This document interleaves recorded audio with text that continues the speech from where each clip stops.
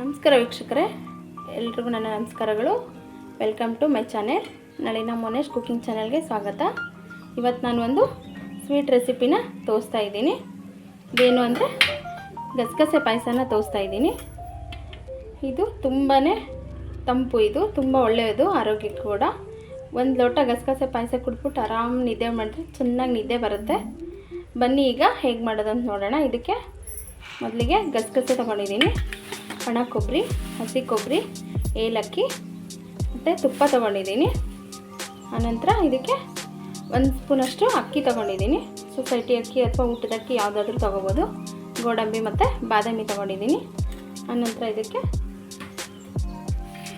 1/4 ಬೌಲಷ್ಟು, ನಿಮಗೆ ರುಚಿಗೆ ಸ್ವೀಟ್ ಜಾಸ್ತಿ ಬೇಕು ಅಂದರೆ ಸ್ವಲ್ಪ ಹೆಚ್ಚಿಗೆ ತೊಗೊಳ್ಳಿ.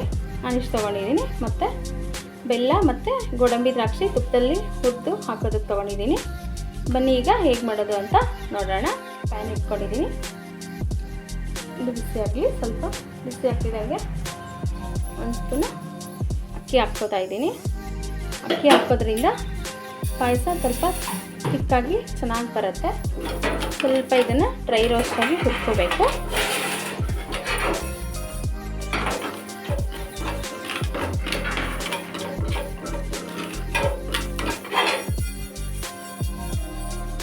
ಚೆನ್ನಾಗಿ ಸೀದ್ಕೋಬಾರ್ದು, ಮೀಡಿಯಮಾಗಿ ಕುಟ್ಕೋಬೇಕು. ಈಗ ಇದಕ್ಕೆ 1-2 ಸ್ಪೂನ್ ಗಸಗಸೆ ಹಾಕ್ಕೋತಾ ಇದ್ದೀನಿ. ಇದು ಚೆನ್ನಾಗಿ ಸ್ವಲ್ಪ ಸೀದ್ಕೋಬಾರ್ದು, ಲೋ ಫ್ಲೇಮಲ್ಲೇ ಎಲ್ಲನೂ ಹುರ್ಕೋಬೇಕು. ಚಿಕ್ಕ ಅಂತ ಸಿಗ್ತಾ ಇದೆ ನೋಡಿ, ಈ ಥರ ಸ್ವಲ್ಪ ಹುರ್ಕೋಬೇಕು. ಡ್ರೈ ರೋಸ್ಟ್ ಸ್ವಲ್ಪ ತುಪ್ಪ ಹಾಕ್ಕೊಂಡು ಹುರಿಬೋದು ನೋಡಿ. ಇಷ್ಟ ಆದರೆ ಸಾಕು, ಸೀದ್ಕೋಬಾರ್ದು, ಟೇಸ್ಟ್ ಚೆನ್ನಾಗಿರಲ್ಲ. ಈಗ ಇದನ್ನು ಪ್ಲೇಟಿಗೆ ತಗೋತಿದ್ದೀನಿ.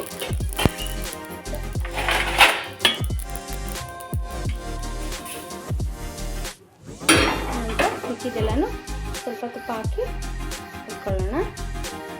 1 ಸ್ಪೂನಷ್ಟು ತುಪ್ಪ ಹಾಕಿದ್ದೀನಿ. ಈಗ ಇದಕ್ಕೆ ಗೋಡಂಬಿ ಬಾದಾಮಿ ಹಾಕೋತಾ ಇದ್ದೀನಿ.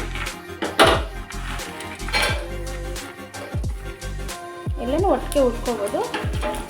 ಗಸಗಸೆ ಸೀದಂಗೆ ಆಗಿಬಿಡುತ್ತೆ, ಹಾಗಾಗಿ ಅದನ್ನು ಸಪ್ರೇಟಾಗಿ ಇಟ್ಕೊಂಡಿದ್ದೀನಿ. ಗಸಗಸೆ ಪಾಯಸ ತುಂಬಾ ಟೇಸ್ಟಿಯಾಗಿರುತ್ತೆ. ಯಾವಾಗಲೂ ಹೆಸರುಬೇಳೆ ಪಾಯಸ, ಶಾವಿಗೆ ಪಾಯಸ ಎಲ್ಲ ಮಾಡಿರ್ತೀರಿ, ಈ ಥರ ಟ್ರೈ ಮಾಡಿ, ಚೆನ್ನಾಗಿರುತ್ತೆ ನೋಡಿ. ಇವಾಗ ಇದಕ್ಕೆ ಒಣ ಕೊಬ್ಬರಿ, ಹಸಿ ಕೊಬ್ಬರಿ ಮತ್ತು ಏಲಕ್ಕಿನ ಎಲ್ಲನೂ ಒಟ್ಟಿಗೆ ಹಾಕ್ಕೊಂಡಿದ್ದೀನಿ. ಹುರಿನ ಲೋ ಫ್ಲೇಮಲ್ಲೇ ಇಟ್ಕೊಂಡಿರಿ, ಸೀದು ಹೋಗಬಾರ್ದು, ಯಾವುದು ಚೆನ್ನಾಗಾಗಲ್ಲ ಪಾಯಸ. ಇದನ್ನು ಸ್ವಲ್ಪ ಈ ಥರ ಫ್ರೈ ಮಾಡ್ಕೋಬೇಕು ಚೆನ್ನಾಗಿ.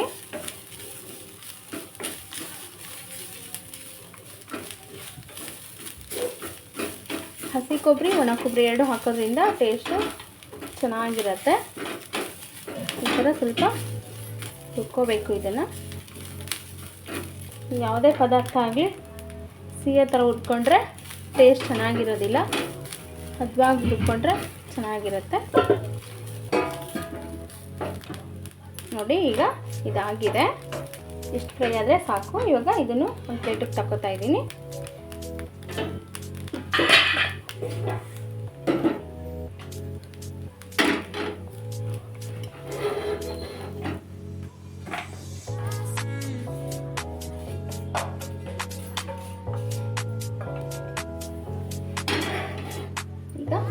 ಇದಾಗಿದೆ.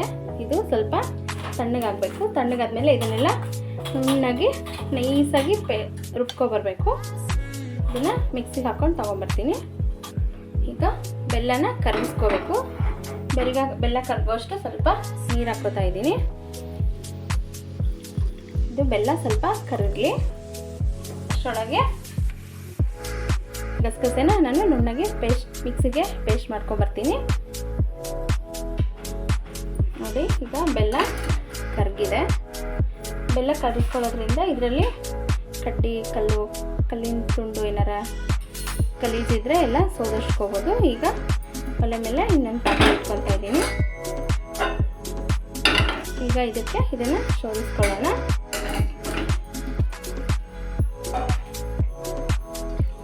ಥರ ಶೋಧಿಸ್ಕೊಳ್ಳೋದ್ರಿಂದ ಕಸರೆಲ್ಲ ಇಟ್ಕೋಬೋದು. ಈ ಥರ ಶೋಧಿಸ್ಕೊಂಡು ನೋಡ್ತಾ ಇರ್ಬೋದು ನೀವು ಎಷ್ಟಿದೆ ಅಂತ.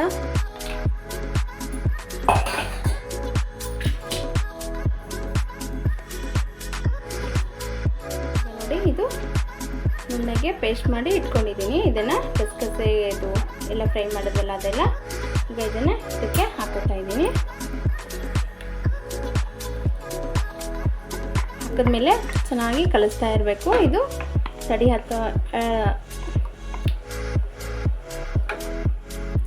ನೋಡಿ ಹಾಕಿದ್ಮೇಲೆ ಇದು ತಳ ಹಿಡಿಯೋ ಚಾನ್ಸಸ್ ಇರುತ್ತೆ, ಬಿಡ್ದೇ ಕಲಿಸ್ಕೊತಾ ಇರಬೇಕು. ಈಗ ಇದಕ್ಕೆ ಸ್ವಲ್ಪ ನೀರು ಹಾಕ್ಬಿಟ್ಟು ಕಲಸಿ ಹಾಕೋತಾ ಇದ್ದೀನಿ.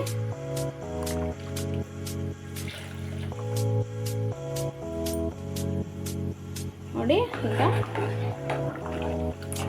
ಇದು ಈ ಹದದಲ್ಲೇ ಇರಬೇಕು. ಇದು ಗಟ್ಟಿಗೆ ಮಾಡಿಕೊಂಡ್ರೆ ಚೆನ್ನಾಗಿರಲ್ಲ. ಇದನ್ನು ಬಿಸಿ ಇರುವಾಗಾದ್ರೂ ಕುಡಿಬೋದು ಅಥವಾ ಫ್ರಿಜ್ಜಲ್ಲಿ ಇಟ್ಕೊಂಡು ಬೇಸಿಗೆಗೆ ತಂಪು ಮಾಡ್ಕೊಂಡಾಗ ಕುಡಿಬೋದು. ಸಖತ್ ಟೇಸ್ಟಿಯಾಗಿರುತ್ತೆ. ಸ್ವಲ್ಪ ಕುದ್ರೆ ಸ್ವಲ್ಪ ಗಟ್ಟಿ ಬರುತ್ತೆ. ಇದು ಚೆನ್ನಾಗಿ 1-2 ಕುದೀಲಿ. ಇದು ನೋಡ್ತಾ ಇರ್ಬೋದು, ಕಲರ್ ತುಂಬ ಚೆನ್ನಾಗಿದೆ. ಕೆಲವೊಬ್ರು ಸಕ್ಕರೆ ಹಾಕ್ತಾರೆ ಇದಕ್ಕೆ. ಸಕ್ಕರೆ ಅಷ್ಟೊಂದು ಹೆಲ್ದಿ ಅಲ್ಲ, ಹಾಗಾಗಿ ಬೆಲ್ಲ ಹಾಕ್ಕೊಂಡ್ರೆ ಚೆನ್ನಾಗಿರುತ್ತೆ. ನೋಡಿ ಈಗ ಇದು ಕುದೀತಾ ಇದೆ. ತುಂಬ ಕುದಿಸೋ ಅವಶ್ಯಕತೆ ಏನಿರಲ್ಲ. ಇದು 2 ಕುದಿ ಕುದ್ರೆ ಸಾಕಾಗುತ್ತೆ. ಇರಲ್ವ ಇದು ಚೆನ್ನಾಗಿ ಬಂದಿದೆ ಅಂತ. ಇದನ್ನು ಫ್ರಿಜ್ಜಲ್ಲಿ ಇಟ್ಕೊಂಡು ಕೂಲಾಗಿ ಕುಡಿದ್ರೆ ತುಂಬ ಚೆನ್ನಾಗಿರುತ್ತೆ. ಮನೇಲಿ ಟ್ರೈ ಮಾಡಿ ನೀವು. ಯಾರಾದರೂ ಮೊದಲನೇ ಸಲ ನನ್ನ ಚಾನೆಲ್ ನೋಡ್ತಾ ಇರೋರಾಗಿದೆ ನನ್ನ ಚಾನೆಲ್ನ ಲೈಕ್ ಮಾಡಿ, ಶೇರ್ ಮಾಡಿ, ಸಬ್ಸ್ಕ್ರೈಬ್ ಮಾಡ್ಕೊಳ್ಳಿ, ಸಪೋರ್ಟ್ ಮಾಡಿ. ಹೊಸ ಪ್ರಯತ್ನ, ಪ್ಲೀಸ್ ನನ್ನ ಚಾನೆಲ್ನ ಸಬ್ಸ್ಕ್ರೈಬ್ ಮಾಡ್ಕೊಳ್ಳಿ. ಈಗ ಇದಾಗಿದೆ, ಇದನ್ನು ಪಕ್ಕಕ್ಕೆ ಇಟ್ಕೊತೀನಿ.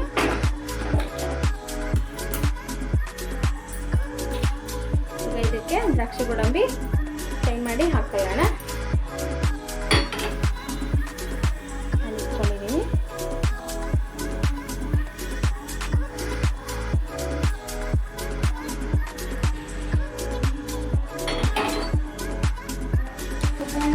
ಈಗ ಪ್ಯಾನ್ಗೆ ತುಪ್ಪ ಹಾಕ್ಕೊಂಡಿದ್ದೀನಿ. ಕಾದಿದೆ ಇದು. ಇದಕ್ಕೆ ದ್ರಾಕ್ಷಿ ಗೋಡಂಬಿ ಮತ್ತು ಬಾದಾಮಿನ ಹಾಕೋತಾ ಇದ್ದೀನಿ. ಇದನ್ನು ಲೈಟ್ ಬ್ರೌನಾಗಿ ಫ್ರೈ ಮಾಡ್ಕೋಬೇಕು. ಇದು ಅಷ್ಟೇ ಲೋ ಫ್ಲೇಮಲ್ಲಿ ಫ್ರೈ ಮಾಡಿ ಹಾಕ್ಕೊಳ್ಳಿ. ಯಾವುದೇ ಪದಾರ್ಥ ಆದ್ರೂ ರುಚಿ ಇರೋದಿಲ್ಲ. ಈ ಫ್ಲೇಮಲ್ಲಿ ಇಟ್ಕೋಬಾರ್ದು, ಲೋ ಫ್ಲೇಮಲ್ಲಿ ಇಟ್ಕೊಂಡು ಫ್ರೈ ಮಾಡಿ ಹಾಕ್ಕೋಬೇಕು. ನೋಡಿ ಈಗ ಗೋಡಂಬಿ ದ್ರಾಕ್ಷಿನ ಹುರ್ಕೊಂಡು ಇದಾಗಿದೆ. ಈಗ ಇದನ್ನು ಪಾಯಸಕ್ಕೆ ಹಾಕೋತಾ ಇದ್ದೀನಿ.